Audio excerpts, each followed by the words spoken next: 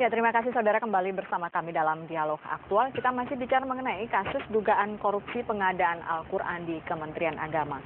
Tadi sudah ada 4 orang penelpon yang masuk dan rata-rata menyuarakan kemarahan mereka, kekecewaan mereka terhadap kasus korupsi yang terjadi atas kitab suci Al-Quran ini di Kementerian Agama. Tapi sebetulnya saya pikir ini menunjukkan bahwa masyarakat sudah sangat cerdas.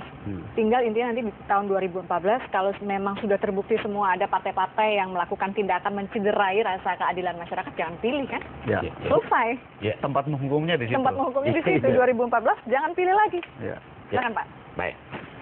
Jadi terima kasih atas perhatian dari pemirsa yang tadi bisa masuk adalah 4 pemirsa, saya kira sebenarnya banyak.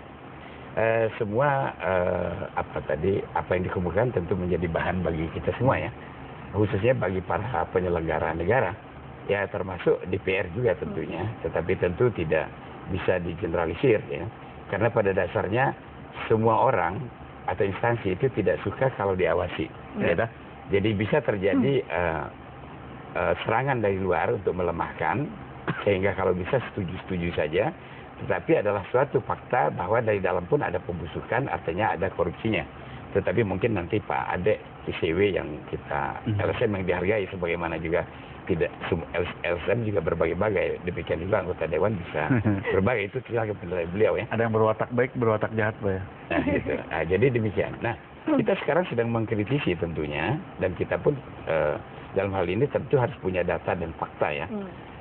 Saya yang dimaksud tadi, memang ini agak kacau karena saya juga tadi dari DMI pusat ya. Saya betul-betul ini merasa terganggu ya.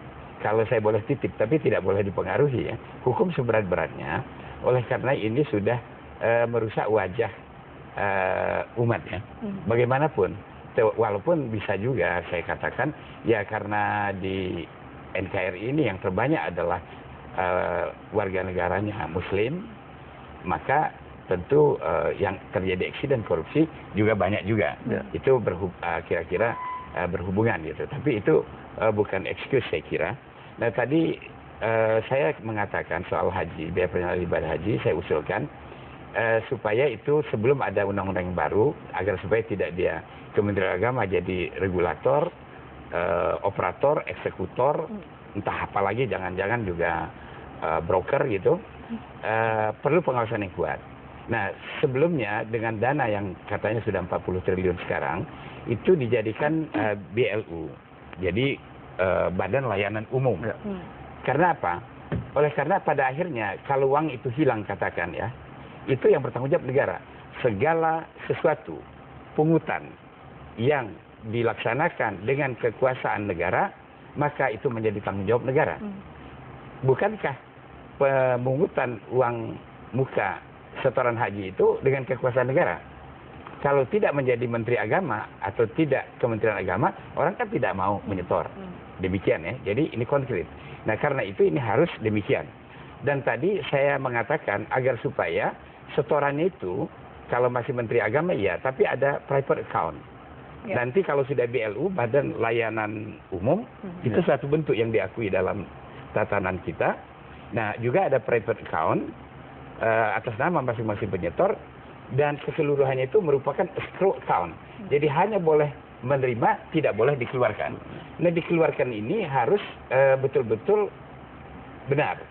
Karena jangan sampai terjadi yang saya pahami waktu di sana, di Komisi 8 menurut saya, dan saya tulis, bisa saya pertanggungjawabkan. Konon ICW juga saya dengar menelaah itu. Walaupun saya tidak menyampaikan langsung ke ICW, itu ada yang terjadi triple posting, ada yang terjadi double posting. Maksud saya begini, sudah ada dana setoran haji, kemudian dari dana optimalisasi, kemudian juga ada dari APBN. Untuk beberapa pihak juga ada dari APBD. Nah, ada yang dari yang double posting, jadi sebagian daripadanya. Nah ini kan sudah tidak betul. Sudah tidak betul, sebetulnya ini berarti tidak memenuhi sistem akuntansi pemerintah. Pak, pertanyaannya kemudian kalau sudah ketahuan bahwa itu tidak benar, kok didiamkan saja? Tidak didiamkan. Ini kan kita sedang bersuara. Saya sebagai anggota dewan, sebagai anggota Badan Akuntabilitas Keuangan Negara, Anda undang, saya sedang bersuara. ICW sedang bersuara. Anda juga dalam hal ini menanya kita ini sedang bersuara. Ini sudah bagus sebetulnya. Lalu para pemirsa sudah bersuara. Tapi kan terlalu lama. Orang melihat ya kalau misalnya Bapak di tahun 2010 Ya. sudah menemukan ada indikasi seperti itu. Ya. Sudah 2 tahun berjalan kok tidak ada Ya. tindakan konkret gitu. Saya tetap masih percaya pada KPK, tapi KPK ini kan memang selalu dikatakan bahwa dia merupakan yang sementara ini ad hoc, lembaga ad hoc ya.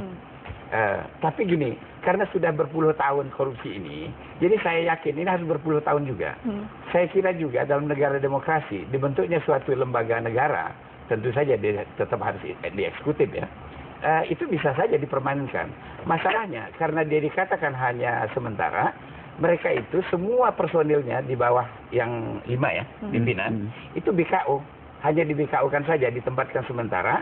Ada yang dari BPKP untuk para auditor, ada yang dari kepolisian untuk penyidik dan kejaksaan. Pernah terjadi, itu ditarik rame-rame. Nah ini kan menyulitkan mereka untuk bergerak. Walaupun memang tidak ada institusi di sini, termasuk BPK pun tidak, yang bisa meneliti, audit, menyidik, pro justia, dan dia punya tipikor sendiri. Ini sudah hebat. Dan memang ini harus hebat. Kalau tidak, korupsi tidak akan bisa diberantas. Oke. Keberadaan seorang Anggito Abimanyu untuk posisi sebagai Dirjen Haji saat ini sebenarnya... Ya, mudah-mudahan Pak Anggito Abimanyu mendengarkan dialog kita ini. Mudah-mudahan ada manfaatnya bagi beliau. Artinya beliau khususnya di Kementerian Agama kan baru dilantik jadi bersih. Nah, dan beliau itu seorang ekonom. Ya, seorang ekonom. Mungkin pilihan kepada dia ini juga pilihan cerdas ini. Tepat ya. Tapi hati-hati Anda. Hati-hati Anda. Kenapa?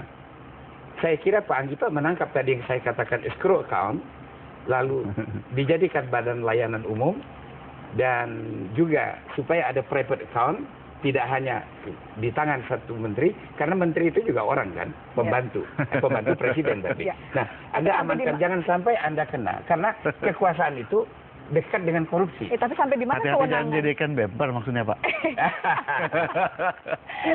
Pertanyaan kemudian kan sampai di mana sebetulnya kewenangan seorang dirjen untuk merubah itu semua?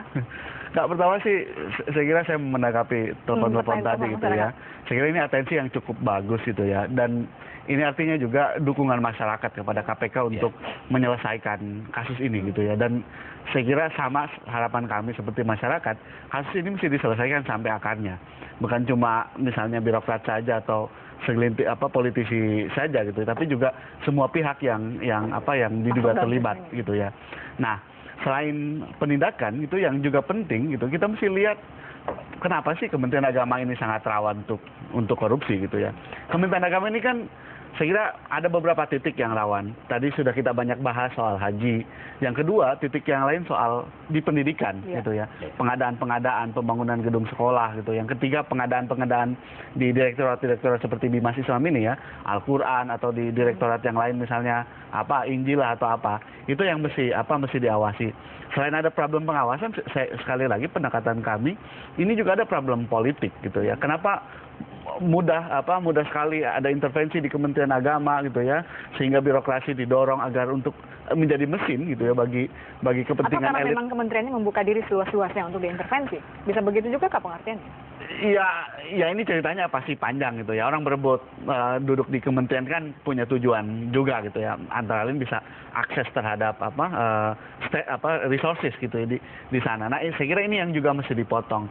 Nah, salah satu cara untuk memotong korupsi politik yang kemudian menyebabkan korupsi birokrasi atau administrasi adalah antara lain soal pendanaan parpol. Saya kira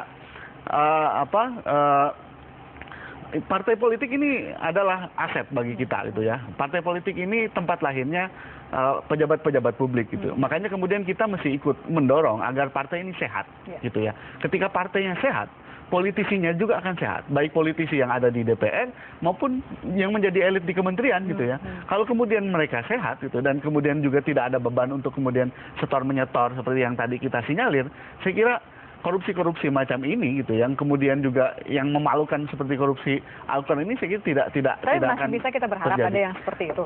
Iya, saya kira banyak teman kami, banyak teman orang-orang seperti Pak Fauzi yang punya komitmen. Saya kira ketika kami diskusi dengan beberapa anggota DPR itu ya, termasuk beberapa orang elit di kementerian, mereka juga gerah kok lihat yang kayak gini gitu ya. Ini kan sama seperti kami gitu di LSM, banyak LSM juga yang nakal, itu juga bikin gerah kami karena semua orang melihat wah semuanya nakal gitu ya. Sama seperti termasuk di DPR itu. Ini juga kekhawatiran Pak Fauzi gitu. Ketika lihat anggota DPR-nya banyak nakal macam ini gitu ya, ya semuanya dianggap wah DPR-nya nakal gitu. Padahal yang kami tahu juga banyak yang mereka punya komitmen untuk jangan-jangan melakukan buruk perubahan. yang melekat, stigma yang buruk melekat ke DPR membuat Pak Fauzi nggak mau lagi muncul nanti Nah, ini di juga yang 2014. mesti didorong oleh Pak Fauzi dan teman-teman yang masih waras di DPR gitu ya, untuk melakukan perbaikan gitu ya. Dan saya kira salah satu cara untuk melakukan perbaikan partai politiknya. Tapi situasi sekarang Pak Fauzi masih mau nggak jadi anggota DPR nanti 2014? Kalau makin buruk, ramalan Anda bisa terjadi. Oleh karena sebagai anak bangsa, toh kita juga bisa berbuat untuk bangsa dan negara, kan tidak harus hanya di DPR saja.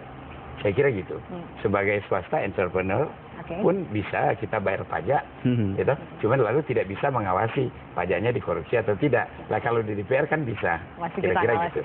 Tapi begitu. Tapi ini kan memang sesuatu yang tadi seperti LSM, ya ICW yang saya katakan. Kalau dulu saya belajar ya, Indische Contabiliteit ya.